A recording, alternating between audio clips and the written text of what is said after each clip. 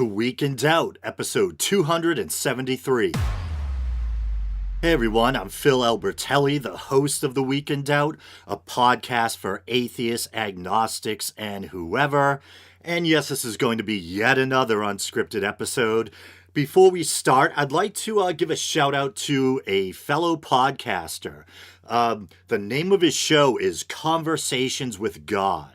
He got in touch with me about a week ago, I think it was, and asked if I'd give his show a listen and let him know what I thought. So I did. I listened to the first episode so far, and I really dug it. As you might surmise from the title, Conversations with God, the format is that the host every episode kind of interviews God or has a back and forth with this God figure, kind of this booming patriarchal voice. And I don't know how the host prefers to be labeled. I don't know if he identifies as an atheist or a skeptic, but a very nice guy. He's from across the pond. And it's a funny and lighthearted show, but at the same time, he brings up questions that really make you think. Like in the first episode, I believe he has a conversation with God where he's asking God about teeth. You know, why are teeth the way they are? Why couldn't you have come up with a better design? Then he goes into cress, which I had never heard of before. This tiny little plant that's used in culinary preparations, I think, and that apparently you can also use to prank your workmates by planting it in their keyboards. My friend Fray told me it's a very easy to grow plant, and you can actually grow it in wet cotton. So cress. And I told him I thought it was a really original idea. I don't think I'd ever seen this done in the realm of podcasting before. So kudos for coming up with such a novel approach or format or whatever. And once again, the host has a very pleasant demeanor and a very good sense of humor. So if you're an atheist or a skeptic and you're looking for something that's thought-provoking but maybe more lighthearted, maybe you want to check out Conversations with God. And I'm sure it's probably available on multiple platforms or formats, but I've been downloading it via iTunes. So if you're not sure where to get the show, if you're interested in checking it out, just go to iTunes or use the podcast app on your iPhone or iPad, etc. And just for the sake of transparency, I am not getting compensated in any way for giving Conversations with God a plug or shout out. This is simply an example of one podcaster helping another, very similar to what myself and others used to do back when I first started out. I remember that's how I first met Chris Webber of C-Web Sunday School, and we're still friends to this day. And I think shortly there should be an episode of his podcast, Paranormal Skeptic Academy, coming out that I appear in. So I'll keep you guys briefed on that. And you know, it's funny, speaking of money or compensation, I was trying to think of ways to help monetize the podcast. And I remember back in the day, I used to plug Audible at the beginning or the end of every episode. That went on for quite a while, and I don't think I ever made a single dime doing that. Except I remember, I'll try not to digress. This is always a kind of touchy topic for me. I had one listener that I felt like I was became really good online friends with, and then we had kind of like a falling out. Sounds like too strong of a term, but they stopped listening to me because they disagreed with some stuff I said in one or two episodes. But they actually tried to support me through Audible at one time. And I never saw a penny of the money because Audible said that she must have had her ad block on or something like that. And I think that happened one other time. So I was like, screw it. You know, why am I wasting my time showing this product or service, doing these spots when I'm not getting anything out of it? And the only thing it's probably accomplishing is to annoy my listeners. So I ditched Audible a long time ago. And then I noticed that Podbean is now offering commercial spots. You can choose the commercial, where in the episode you want it inserted, etc. But I don't want to be a complete sellout. If I'm going to shill something, it's kind of a harsh way to put it. I want it to be a product that I actually believe in or that I can sleep at night after endorsing. And I didn't really see any products or services that I was really familiar with or that pertain to the spirit of the show or the subject matter of the show at all. Um, so I thought maybe I would pursue sponsorship with Blue microphones because I've been using a Blue Yeti since the very beginning of this podcast, and it's served me very well. It's a very good microphone, terrific mic. I know mics, and no one makes a better mic than Blue. I don't know. I think that might have sounded more like Bernie Sanders. I was trying to do a Trump. But and I was thinking, wow, that'd be perfect. I actually use their product to record the show. That would make perfect sense. But then I have another mic that came out about a year ago. It's the mic that failed me while I was doing that Skype call with the free Thought Profit podcast. And Blue always has funny names for them mics. Like I just said, the one I use to record the show usually is called a Blue Yeti. And this little one I bought about a year ago is called a Blue Raspberry. And I barely used it. And it has kind of an old-fashioned look to it, but it's a small, compact mic. And it's meant so you can plug it directly into an iOS device. Or you can also plug it into a laptop or a computer or whatever. And the thing has never worked properly. The light doesn't even stay on. And I opened a case with Blue back on the 8th, and it's now the 26th, and it still says in review, awaiting support. So I'm thinking to myself, I'm like, before I start pushing, their products or services, perhaps I should wait till they actually come through for me and prove that they're like a stand-up company or whatever. And I can't believe we're already about 8 minutes in, and I haven't even begun to delve into today's topic yet. And a big reason why this is going to be yet another unscripted episode is because there's going to be so much stuff to cover today. And I felt like if I was going to write a neat, organized script, it would probably take me another week or two. And I wanted to put out a show for you guys. And I know all the points that I want to touch on. And I did my research. So I'm just going to have to wing it and go point by point and do my best here. And it's going to be yet another Flat Earth episode. And if I have time, I'll try to throw a couple of news stories in. And I knew when I released last week's episode entitled Phil's Flat Earth Meltdown that I was inevitably going to hear from some Flat Earthers. And I did. A few people chimed in the comments section. And, I feel like I vented last week with that rant. And I decided to try to just be more calm and amenable and diplomatic. And so instead of butting heads with people with opposing views in the comments section, I listened to what they had to say. And basically the gist of what I said was, okay, I'll look into it and I'll let you know. And people brought up a few different points that I want to cover or attempt to refute, I guess. And on that note, before we begin, I want to make one quick correction. I was rattling off a list of pre-Socratic and Socratic philosophers, ancient Greek philosophers, and among them was Eratosthenes. And I accidentally, I think I said Aristophanes, who is an ancient Greek playwright.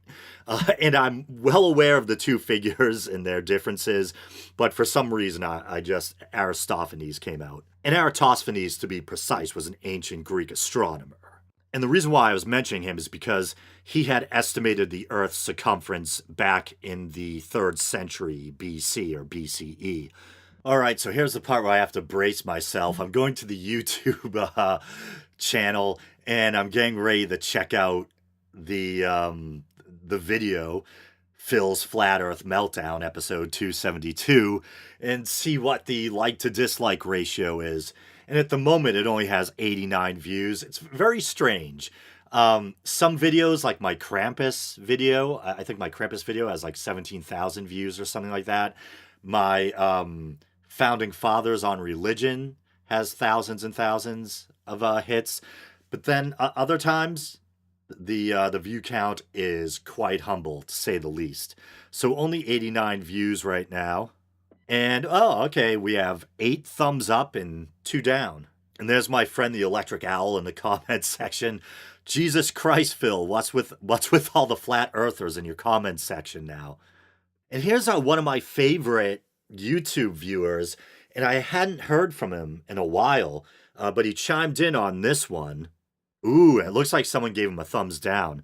I thought I already gave him a thumbs up, but there I go again, just in case. People who believe silly things and do not come up against hard resistance to their ideas until they are indoctrinated are frustrating. They have invested hundreds of hours confirming their beliefs, and they feel the need to propagate their silly ideas, searching for people to convert that will in some way validate their worldview. You cannot prove that the Earth is round, the moon landings are real, chemtrails are water contrails, Planet X is not real, God is not real. To these people in 30 minutes, those hundreds of hours that they have invested in confirming their silly ideas has convinced them. Not to say that even 60 seconds of your time is wasted trying to break down silly ideas. It all adds up, chipping away a little of the silly. And so I know I stated a little bit ago that I wanted to try to be diplomatic. And that's true. So I know this might piss off some of the flat earthers who will be listening or viewing this, but I thought that was a really insightful and well-worded comment on CCD Image's part. And still, obviously, I have my worldview. You can tell which way I lean. I lean towards the side of materialistic science, mainstream science, what have you. But I'm going to try to be as fair and objective as possible. And I want to state right out of the gate, I pretty much can predict how this is going to go. And I think it's why things like this are never put to rest.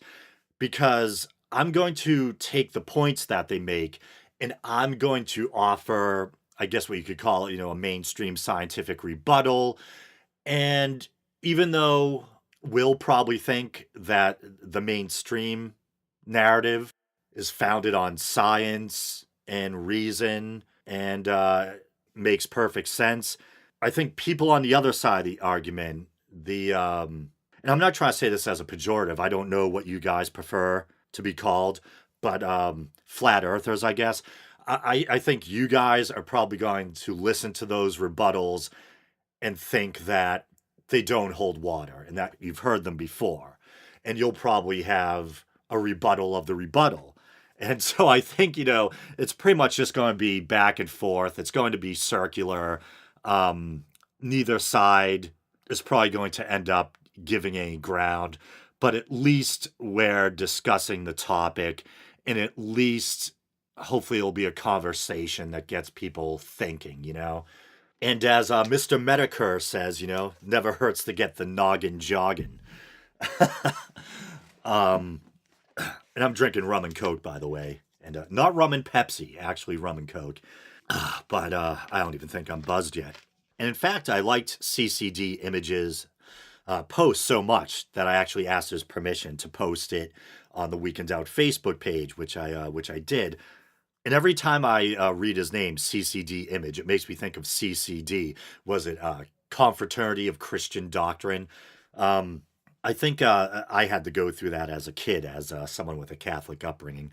CCD in Sunday school. I'm not sure where one begins and the other ends. I can't remember. But I know I had to go through that hell up until my high school years. Okay, so then someone named Truth Seeker. I'm trying to figure out what their icon is. It almost looks like a satanic Michelin man. I'm not sure what it is. But they say, show us a picture using a rectilinear lens that shows curvature of oceans. And I replied, hi, thanks for the response. I will look into it. And I don't know if they thought that was a brush off or not. It wasn't. I'm of the mindset that if I'm going to claim that one of the main goals of this show is to try to get at the truth and to be as intellectually honest as possible, it's not enough just to hold on to my narrative and say, I think your narrative's crazy, so I'm not going to look into any of your claims. Of course, no, I don't think the Earth is flat, and I don't think there's a real chance I'm going to discover that it's flat by investigating these people's claims. But I think it's the right thing to do to at least pick up the gauntlet and do the legwork, look into it for myself. And I figure, what is there to lose? Worst comes the worst, at least I'll have bettered myself a bit by reading up on some science or whatever. And they replied after I said I'll look into it. They said it doesn't exist. And then kind of winky face emoticon. And so I'd heard this argument before about using cameras, GoPros, weather balloons, that type of thing, to try to prove that the Earth is flat or whatever. And I've heard other people offer rebuttals, but it's been a while. So I decided to dig in for myself and, kind of give myself a refresher course. So a rectilinear lens. And let's just get out of the way. I have a juvenile sense of humor. Rectal, different spelling. Rectum, I damn near killed him. Rectory is also a funny word. Catholic priests, they'll always get you in the rectory. But I can make that joke. I might be an atheist, but I was raised Catholic. But let's see. Anyway, so the reason why flat earthers often bring up rectilinear lenses is there's a complaint that with regular wide angle lenses that they're susceptible to what's known as lens barreling or barrel distortion. And I'll include some images for the YouTube version. And so I believe the way it goes is that if the horizon is below the center of the lens, you get this kind of concave distortion where the horizon looks curved downward or dipped. And if the horizon is above the center of the lens, you get a kind of convex distortion or a kind of dome-shaped distortion. And supposedly the most accurate image you can get is by trying to get the horizon through the center of the lens. Kind of dead nuts through the crosshairs, as they say. Dead nuts. I remember the first time I heard that was from a design teacher. I was working with Adobe Illustrator, and he thought I had the elements lined up perfectly that I was working with in my drawing. He referred to it as dead nuts. Now, once again, this kind of barrel distortion, whatever I was talking about, this occurs, I guess, with your more typical wide-angle lenses, and supposedly rectilinear lenses try to compensate for this kind of distortion. And so this is why flat earthers like to bring up rectilinear lenses, because it's believed you can get a more accurate interpretation or depiction of the Earth's curvature or lack thereof by using a rectilinear lens. But I think at least on one site I was reading, they were claiming that rectilinear lenses, at least wide-angle ones, are usually significantly more expensive or harder to make or something like that. And I'm just looking at a kind of photography enthusiast site, and they're talking about rectilinear wide-angle lenses, or at least what are the widest available rectilinear lenses. And this is from 2016, so I don't know what kind of innovations have taken place since then. But they're talking about a Chinese lens maker named Venus Optics. What is it? A Laowa? Laowa? I don't know how you pronounce it, but a 12 millimeter f2.8 lens. And at this time in 2016, it was said to be the world's widest rectilinear lens. The company was marketing it as 0D, meaning zero distortion, a zero distortion lens. And I guess Canon, at the time at least, had a rectilinear lens that wasn't far behind.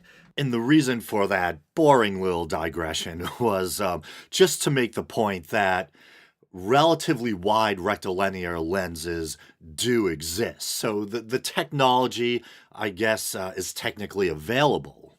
And I believe I mentioned last week how the curvature of the Earth supposedly becomes somewhat detectable at around 35,000 feet. That seems to be the scientific consensus.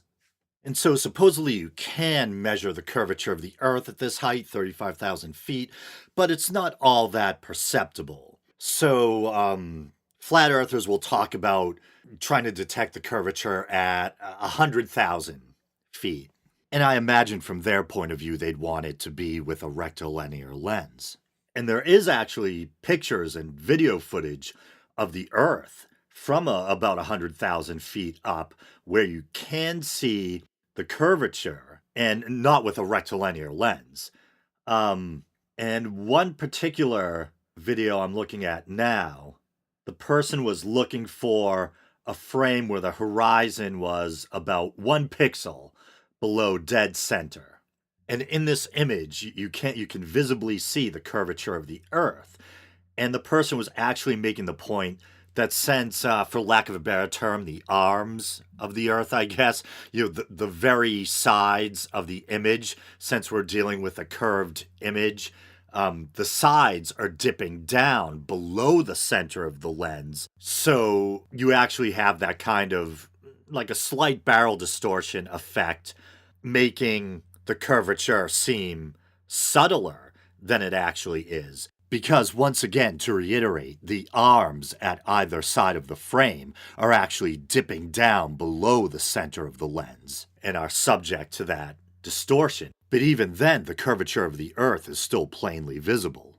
Okay, and so in the spirit of intellectual honesty, I want to try to be as honest and upfront as possible. I don't want to get accused of trying to hide biased sources or something like that. So, in full disclosure, the site I was just looking at is called Flat Earth Insanity, all one word, .blogspot.com. Sounds pretty damn biased, I know. But the guy seems to do really thorough research, provides very in-depth scientific refutations of flat Earth claims. But if you're someone on the opposing side and you want to, vet where I'm getting this information from, these points I researched, I went all over the net looking for different sources.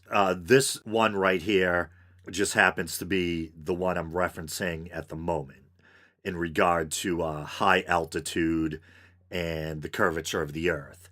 So the exact page is, go to flatearthinsanity.blogspot.com and look for a page entitled Flat Earth Follies, High Altitude Balloon Footage Proves Flat Earth. And under it says, well, no, not even a little bit. And so obviously this guy has an agenda. Like myself, he's coming at it from a mainstream scientific point of view. But that doesn't necessarily mean that what he's saying isn't accurate.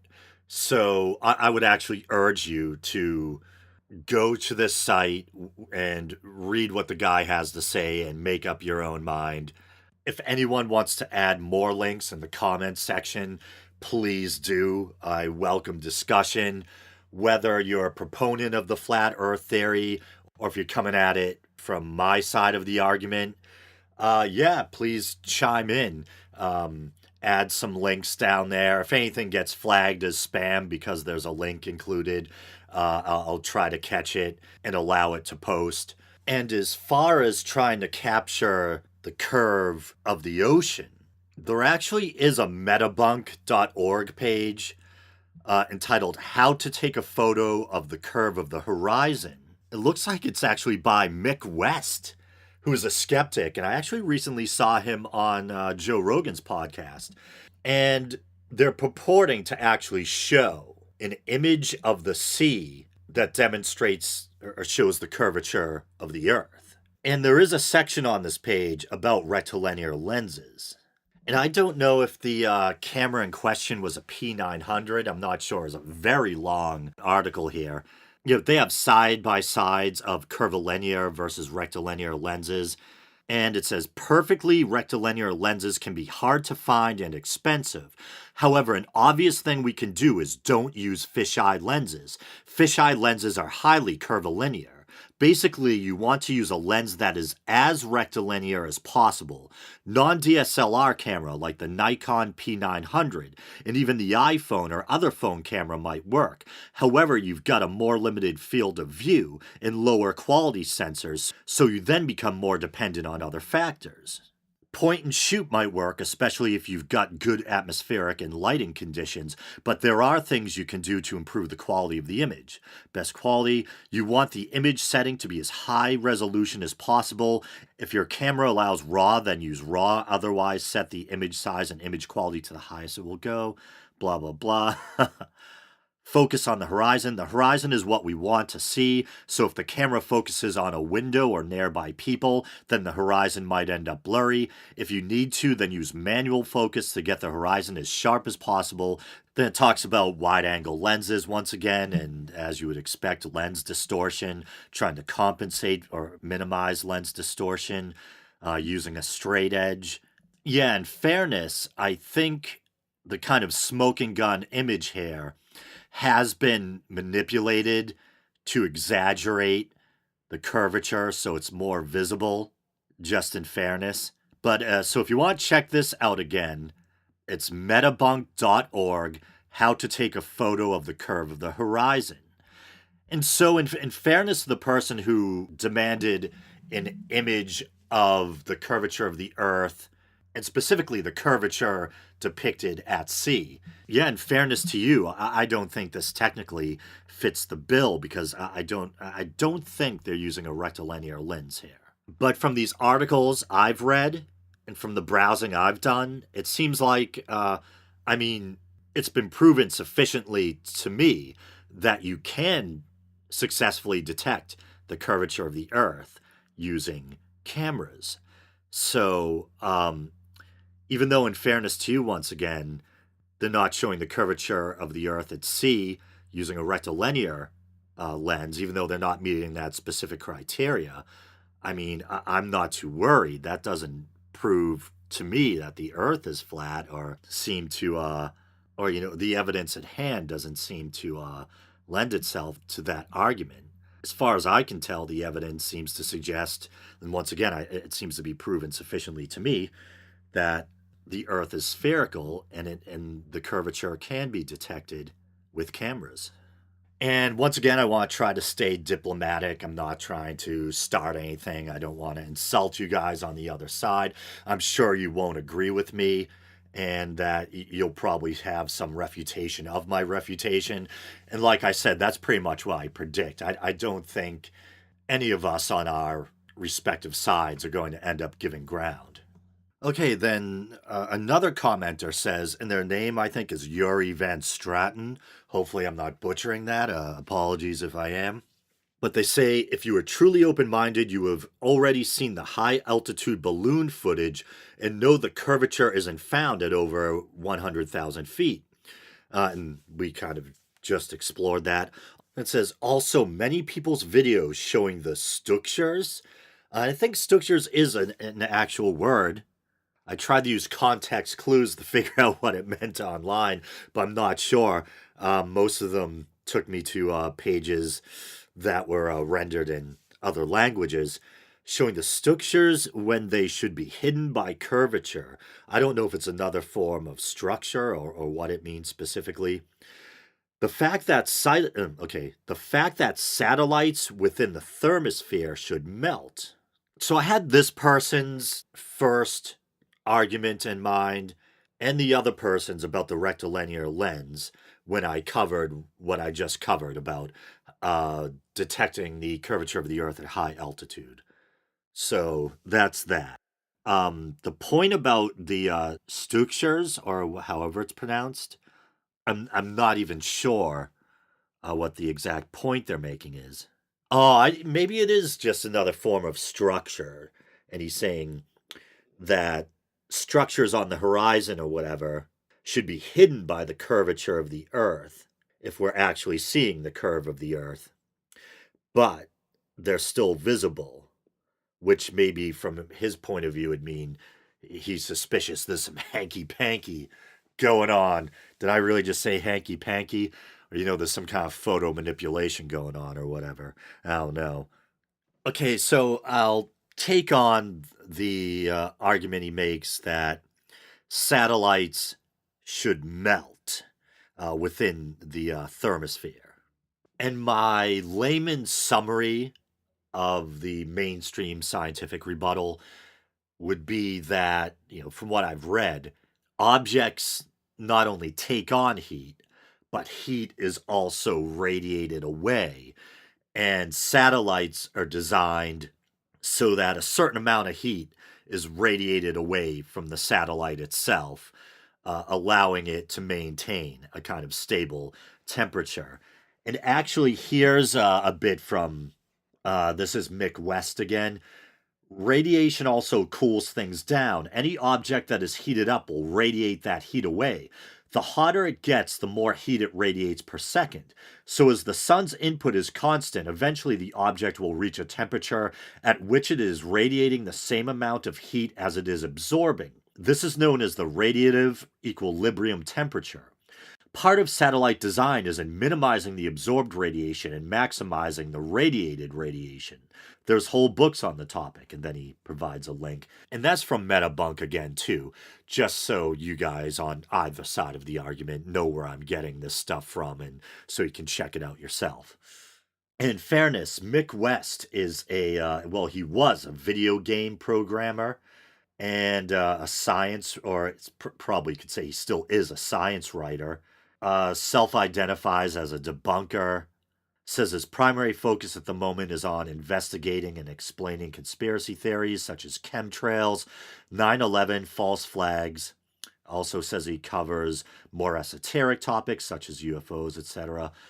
So I imagine people on the other side of the argument are going to say, well, he's coming at from a biased position, and as far as his bona fides go, it doesn't sound like he's qualified. Oh, he used to be a video game programmer.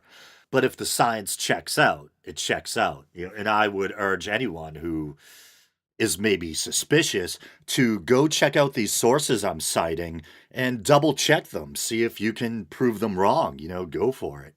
So he might not have, I don't know what scientific credentials he does or doesn't have outside of being a quote unquote science writer. I think Brian Dunning from Skeptoid refers to himself as a science writer as well. I guess the thing that matters the most is what they're saying, true or not. As far as I can tell, Mick West seems to give pretty well worded, responsible scientific explanations. But if someone has an issue with something he said or with one of his ideas, once again, I urge you to, try to fact check it for yourself. Okay, so the next point this other person makes is or the argument rather, is that combustion in a vacuum is impossible, let alone navigation through space. And so once again, first, just to give you my layman's breakdown or summary, from what I was able to glean from reading online articles, fire in space is technically possible, but less predictable than it is, in Earth's atmosphere. And combustion and navigation are also possible, yet it is tricky and it takes a lot of forethought and calculation to try to predict how the rocket is going to behave in space. And it's basically as a result of, the velocity of the fuel that's being expended versus the weight or mass of the rocket or, the device or craft itself. Yeah, and so there's an article here from Smithsonian Magazine. What you guys on the other side of the argument think about Smithsonian, I don't know. This is from December 2012. It's entitled, "In Space, Flames Behave in Ways Nobody Thought Possible." Combustion experiments conducted in zero gravity yield surprising results. Recent tests aboard the International Space Station have shown that fire in space can be less predictable and potentially more lethal than it is on Earth.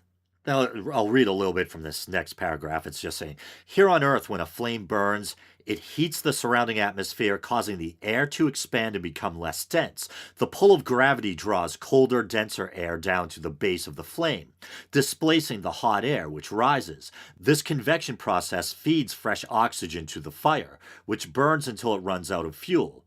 Let's see.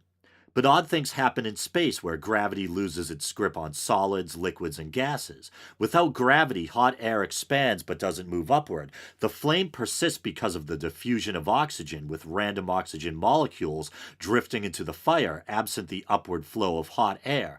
Fires in microgravity are dome-shaped or spherical. Okay. NASA scientists, I know you guys think of NASA, are especially excited about the potential applications for a bizarre, unprecedented type of combustion they observed in space this past spring. When certain types of liquid fuel catch fire, they continue the burn even when the flame appears to have been extinguished. The fuel combustion occurs in two stages. The first, fire burns with visible flame that eventually goes out, but shortly afterward, the fuel reignites, taking the form of quote-unquote cool flames that burn at lower temperatures and are invisible to the naked eye. And so you might be saying, maybe you're not talking about space in general, say on board a space station, but you're talking about combustion in the true vacuum of space. So here's another article on the subject I happen to be reading. And this one, strangely enough, is from Steam It. And I was actually watching a TJ Kirk, aka The Amazing Atheist, video last night where he was talking about Steam It's video platform and how it might be a good alternative to YouTube. If things keep on going the way they are with YouTube regarding monetization and that kind of thing. But anyway, so it's entitled Rebuttal to Flat Earth Argument. Space Travel Impossible Since Rockets Have Nothing to Push Against in Space.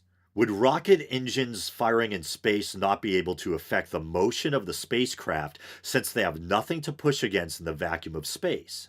And in preparation for their rebuttal, they're explaining the flat earth theorist side. A spacecraft in space firing its rocket engine would have nothing to push against. Therefore, the firing of its rocket engine would have no effect on its motion. Therefore, space travel as commonly believed to be possible is actually impossible. Therefore, the space program and space travel are fake and a complete hoax. See, and it says this argument appears to make sense but does not take into account the proper application of basic principles of physics that are well established by experiments that can be done here on Earth. The main principle of physics here is known as conservation of momentum. Linear momentum is the product of mass and velocity. And they go on to try to demonstrate their point with this very boring analogy about figure skaters or something like that, or ice skaters. I'll skip down, and there's a bunch of math and stuff that's over my head. So for a spacecraft in space firing its rocket engine, you have the mass of the spacecraft and the mass of the reacted rocket fuel that is ejected at high velocity upon firing. In this case, the spacecraft is quite heavy compared to the very light rocket fuel, but the rocket fuel is expelled at such a high velocity that it pushes against the rocket, and the rocket pushes against it as they part ways. The total momentum of the rocket fuel system looked at as a whole will remain the same. The heavier spacecraft will go off in one direction at lower velocity, while the much lighter rocket fuel will go off in the other direction at a much higher velocity. So this is how rockets work in space, so as to change the motion or velocity of the spacecraft. Then it gets into, trying to actually control the craft, calculating thrust, that sort of thing.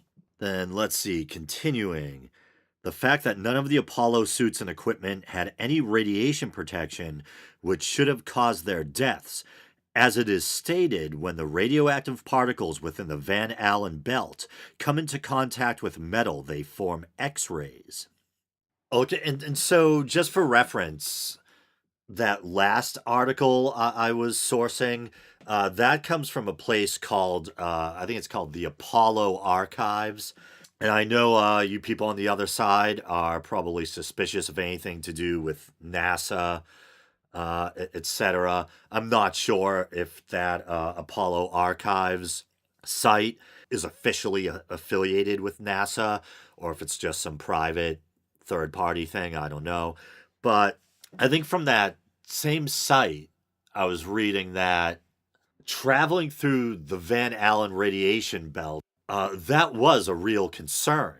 But the idea was to keep the astronauts passing through the belts for as short amount of time as possible. And in fact, I think supposedly the astronauts were only exposed to, I think it was 2 REMs, and a REM is a unit of radiation exposure. 2 REMs. And to put that into perspective, I guess emergency workers during some kind of radiation accident or something like that, nuclear radiation exposure accident, are allowed about 25 REMs. So the astronauts passing through the Van Allen radiation belt were exposed to just a fraction of that. And I was just looking at a Popular Science article. Yeah, it's saying that over the course of the lunar missions, astronauts were exposed to doses lower than the yearly 5 REM average experienced by workers with the Atomic Energy Commission who regularly deal with radioactive materials. And I think in that other article I was reading that it's at doses in the hundreds. I don't know if it was 200, 300, whatever it was. Don't take my word for the exact figure. But somewhere in the hundreds of REMs is where you start getting vomiting, organ failure, and where you've probably got a couple of months or even weeks to live. And if it goes really high, I mean, then you're in real trouble. Deterioration of your health can be even more rapid, and death can even come more quickly. Yeah, I'm looking at that Apollo Archive site again. It's saying a modern chest x ray will deliver about 10 to 20 millirems. So a fraction of the 2 REMs that the Apollo astronauts were supposedly exposed to. 100 to 200 REMs, a person will experience nausea several hours after exposure. Above 300 REMs, severe vomiting and hemorrhaging will result nearly immediately. Loss of hair and other health effects will result fairly rapidly. Greater than half of the people exposed to this much radiation will die within 2 months. Above 800 REMs, diarrhea, dehydration, and problems with digestive organs will result rapidly. Over 90% of people exposed to this much radiation will die within 2 weeks. So 2 REMs is certainly a lot, but by no means would it cause instant death or illness. Well, then the person ends with saying you went over it all is just your way of saying, I just want to shit on your beliefs without having to actually engaging. So English might not be their first language, but not bad. I'm not trying to poke fun or anything. Without having to actually engaging in the topic, which is your right, but it just shows you made this for likes. And okay. So I actually kind of, not to be like Bill Clinton, I feel your pain. I do actually kind of feel their pain, still drinking rum and coke, or their frustration, you know, where they see me saying, I've been over this before. I don't feel like addressing your concerns or whatever, you know. Or where I was kind of really kind of flustered and saying I didn't want to have to go over all the information again every time a new conspiracy theorist popped up. You know, it gets a little old or it gets exhausting. And that is true, but it's also, you know, if I listen to the kind of better angels of my being, I feel like I do have some kind of duty within limits to offer some kind of factual or well-reasoned rebuttal to what people on the other side are coming at me with, you know. But where he says that I did this for likes, that's where he actually, you know, couldn't be more wrong. Just could not be more wrong. I actually, whenever I talk about something really controversial, like the flat earth or 9/11, these kind of conspiracy theory topics, I actually get a little nervous making episodes about this stuff, especially releasing YouTube versions of those episodes, because there's a lot of hardcore adherents of these kind of quote unquote fringe theories on YouTube. And there's always a good risk of getting downvoted rather quickly. Sometimes the pro conspiracy theory set can be much more passionate and kind of fiery and hardcore and aggressive than the people on the kind of the mainstream science side of the aisle. The skeptics, the people on my side of the argument, the people, embracing the mainstream scientific version of things, they're more likely to, I think, maybe scoff at these conspiracy theories, and kind of wave them off. But I don't think they're as zealous as the conspiracy theorists themselves are. So there's always the risk that when you're covering these kind of topics, that can backfire, and you can end up getting buried in downvotes and criticism. So my worry with these conspiracy theory episodes, it's the opposite. I'm afraid I'm gonna get buried in dislikes.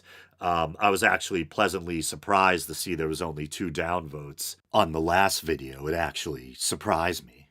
And that risk is there to some degree with any kind of divisive topic. If you're discussing politics or Trump or whatever it is, anything divisive like that, you never know what's going to be awaiting you in the comments section, or what your like to dislike ratio is going to end up being. But I think no matter what, though, I will always leave the ability to comment and like or dislike enabled. I'm trying to remain in kind of diplomatic mode right now, try kind of be Mr. Nice Guy. But I do think it's kind of chicken shit when people, and I don't care what side of the argument you're on, when people disable comments or disable the ability to like or dislike a video. I mean, if you stand by your convictions, if you believe in what you're saying, let the chips fall where they may. Who cares if people, kind of tear into you in the comments section or downvote your video en masse? I mean, it doesn't feel good. And I don't want that. I think anyone who makes YouTube content is afraid to some degree of that, or dreads having that happen. But I don't think that fear is worth kind of cutting off others' freedom of speech or ability to offer their opinion. Whether it's someone on either side of the flat earth argument, whether it's someone like Anita Sarkeesian or whatever, let people say what they want to say. If you're really that afraid of having your feelings hurt or whatever, or being challenged, don't read the comments, But let people upvote or downvote your video. Let people say what they have to say. And that's once again, I encourage people on both sides, jump into the fray, man. Present your evidence, offer rebuttals, hopefully be, civil. I have regular viewers that I consider friends now that have been watching my videos for, probably a couple of years or something. And I don't want them disrespected, and I don't want the comment section to devolve into a cesspool or anything. So I appreciate if people remain civil, but if people want to, have at it and battle back and forth, using argumentation and evidence, etc., have at it. I'd love it. I welcome it. But I'm probably going to leave it with that. So like I said, I doubt anyone's mind has been changed. Those of us who are skeptical of the flat earth hypothesis or theory, you'll probably listen to what I have to say, to those excerpts I read, to what I relayed from my research online, and probably feel maybe even more convinced that the mainstream narrative is true, that the idea of a spherical earth is well founded scientifically. And those of you on the other side of the argument, you'll probably question my sources. You'll probably think that I didn't answer everything, or at least not adequately. You might think that my rebuttals were problematic in some way or lacking. So, once again, I don't expect anyone's mind to be changed, but I think it's good at least to have an open discussion and to engage the topic, you know, get the noggin jogging once again. But all right, I'll probably leave with that. So thanks everyone for listening. This has been the Week in Doubt. You know the drill: Facebook, Twitter, YouTube. Maybe you're watching the YouTube version now. If you want to help the show out monetarily, you can use the PayPal widget on the Podbean page. There's all that alliteration. Or I think Podbean has a kind of Patreon-esque type of service now where you can support me that way. I did have a listener, someone I consider a friend and a listener, tell me they were interested in possibly using Podbean to support the show. I'm not sure if they've actually done that yet or not or what. Or you can use Patreon. You can go to patreon.com/The Week in Doubt and support the show for as little as 99 cents a month. And speaking of Patreon, I got to come up with some more bonus content soon. I've been thinking about resurrecting that kind of I don't know if I'd say a live show, but a show that I meant to have kind of a live feel, and that's kind of casual, where I play music and talk about things that don't necessarily fall into the usual wheelhouse of the show. Maybe I'll start doing that again. We'll see. But all right, once again, thanks everyone. Till next week.